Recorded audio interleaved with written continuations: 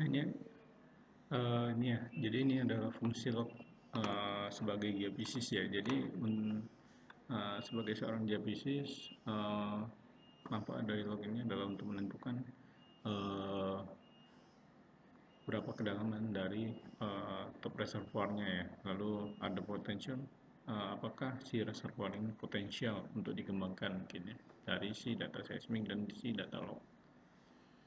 Lalu sebagai seorang geologis ya, ini cukup banyak untuk menentukan seberapa dalam dari si formasi top ya. Jadi hampir sama fungsi log dari menurut geologis dan seorang geofisis ya, untuk menentukan dari top dari formasinya ya.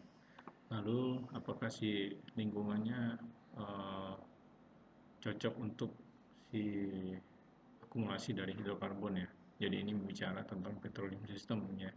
Jadi apabila petroleum systemnya terpenuhi semuanya, maka memungkinkan terbentuknya atau terakumulasinya hidrokarbon di suatu reservoir ya. Lalu is there evidence of hydrocarbon in this well ya, apakah ada bukti kalau terdapat fluida hidrokarbon di dalam sumur ya. Nah, dari log ini juga bisa ditentukan ya. Lalu are hydrocarbon present in commercial quantity, jadi hubungannya ke cadangan ya.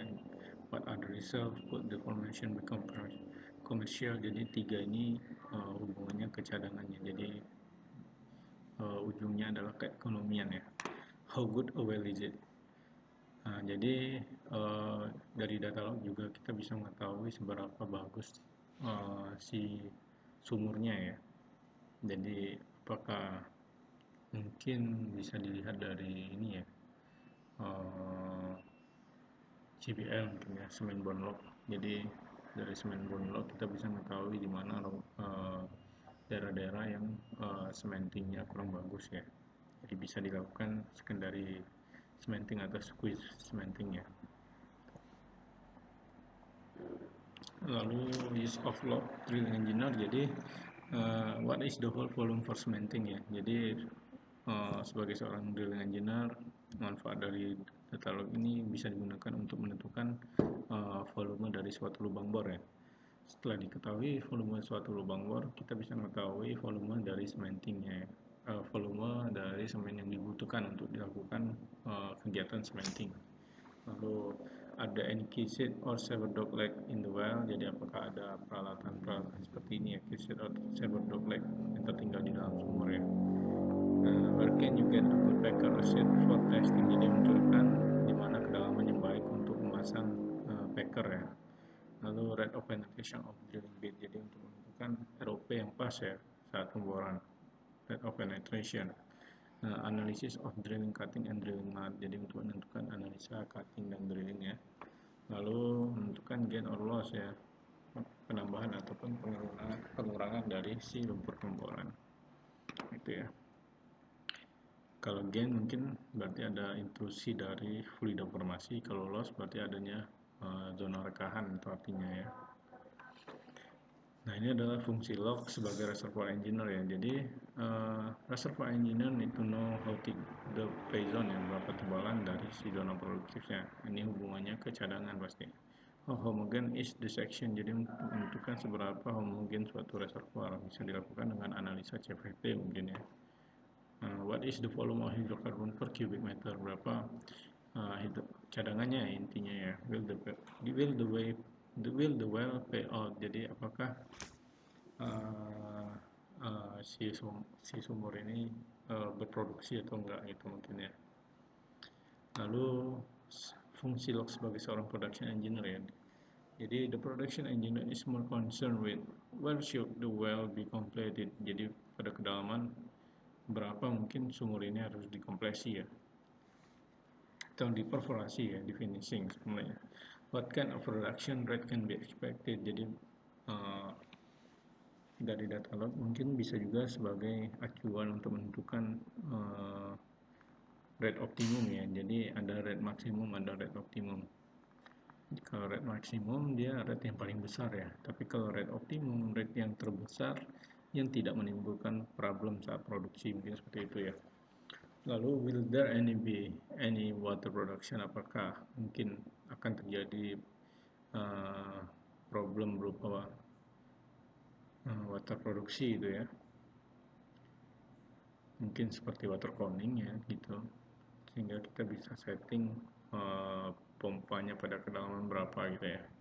How should the well be completed? Jadi bagaimana si sumurnya harus dikompresi ya. Nah, itu.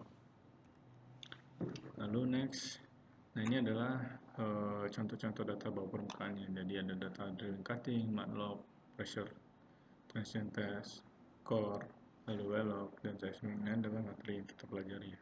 Data-data well-log ini terdiri dari data porosity, lithology, water saturasi, net wet thickness, dan lain-lain ya.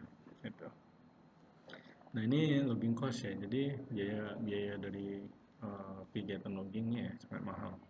Dia rate-nya itu berkisar antara 5-10% dari total well cost ya. Jadi asumsinya kalau misal suatu sumur itu nilainya adalah 100 miliar rupiah ya, berarti 10 miliarnya itu atau 5-10 miliarnya adalah biaya untuk logging ya. Jadi memang analisa logging sangat mahal ya. Nah, onshore well cheaper ya, lebih murah daripada offshore well ya, karena dia untuk di onshore ya, di darat ini dia bisa merunning dengan minimum set ya. Lalu sedangkan offshore dia mahal ya, karena full set dari log ini harus di running, karena memang untuk memasang mungkin ya platform atau rig offshore itu sangat mahal biayanya ya, sewanya itu. Sedangkan kalau kita running menggunakan data yang minimum ini, saya takutnya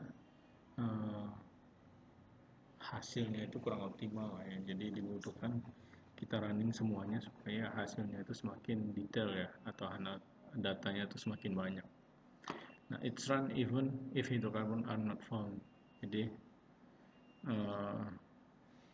dia ini di running sebelum kita mengetahui apakah di sumur ini ada minyaknya atau enggak. Nah itu. Jadi kalau tidak ada minyaknya ya kerugian semakin besar ya. Nah, seperti itu. Kita cuma dapat data tanpa dapat minyaknya. Nah ini adalah contoh-contoh peralatan log ya. Ini adalah mobilnya mungkin ya, tempat analisanya. Nah, ini adalah salah satu log, namanya log caliper ya. Jadi dia untuk menentukan diameter lubang pemboran ya. Nah dia di running dari bawah ke atas. Dia punya leg ini ya. Saat lubang sumur mengecil, legnya ini akan ikut mengecil ya, karena dia bisa mengembang kan.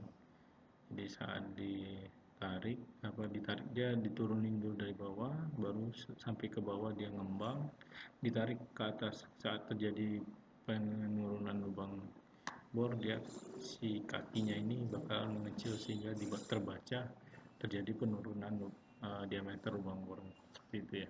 Lalu saat terjadi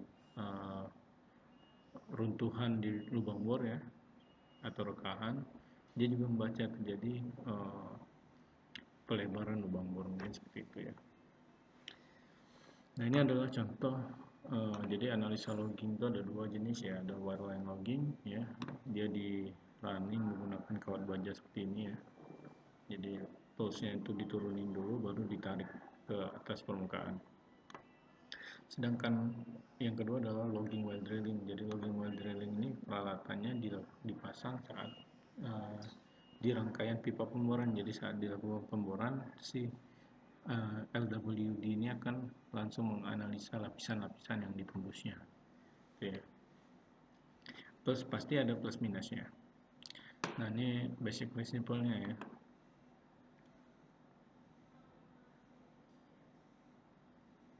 Mungkin saya skip aja. Jadi intinya sih untuk wireline ya, logging which conduct after drilling, process sensor run into the wellbore and transmitting data through the electric cable. Jadi untuk wireline log ini dilakukan setelah proses pemboran ya. Jadi setelah didapat kedalaman yang akan dianalisa, semua peralatan dicabut, lalu setelah semua rangkaian pipa pemboran dicabut, barulah si logger itu datang ya, logging engineer kan ya, dia melakukan